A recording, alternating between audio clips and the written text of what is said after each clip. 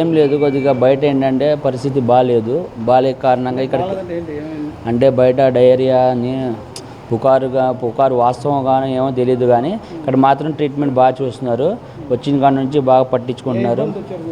విరోచనాలు వాంతులని వచ్చాం, అది కూడా మార్నింగ్ 2 కాడ నుంచి వాంతింగ్స్ ఉన్నా, కానీ ఆ టైంలో 3 ఆ టైంలో వచ్చాం మేము. వస్తే కూడా డాక్టర్లు పిలిచి జాగ్రత్త చూసి అన్ని టెస్టులు చేసి మంచిగా చూశారు, బాగానే ఉంది. ఇప్పుడు తగ్గిపోయింది. తగ్గిపోయింది, కొద్దిగా విరోచనాలు లేవు, వాంతులు ఏం లేవు, తగ్గిపోయింది.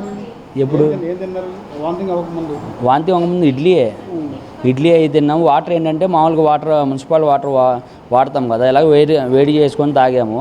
దాని కారణం నుంచి అదే కారణము ఏంటంటే కొద్దిగా మంచి క్వాలిటీ అయిన వాటర్ కొద్దిగా మున్సిపల్ కమిషనర్లు కానీ ఎవరైనా కానీ కొద్దిగా పట్టించుకొని కొద్దిగా ఈ పరిస్థితులు కూడా కొద్దిగా అర్థం చేసుకొని మమ్మల్ని కొద్దిగా మంచి వాటర్ సప్లై చేస్తే అందరికీ బాగుంటుందని. తేడా వచ్చింది కొద్దిగా, అంటే అలాగే కొద్దిగా వాటర్ కూడా వాసన వచ్చిన వాటర్ వస్తుంది ఒకటి, ప్లస్ ఇప్పుడు కూడా వాసన వచ్చిన వాటర్ వస్తుంది, ప్లస్ కొద్దిగా మురిక్గా ఉంటుంది వాటర్ కూడా.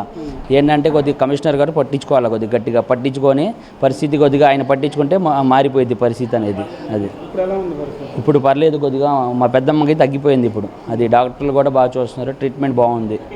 అది ఇంకా ప్రైవేట్ హాస్పిటల్లో చూస్తారో కూడా తెలియదు. మాది రాజరాజపేట మసీద్ వెనకమాల సందు మాది.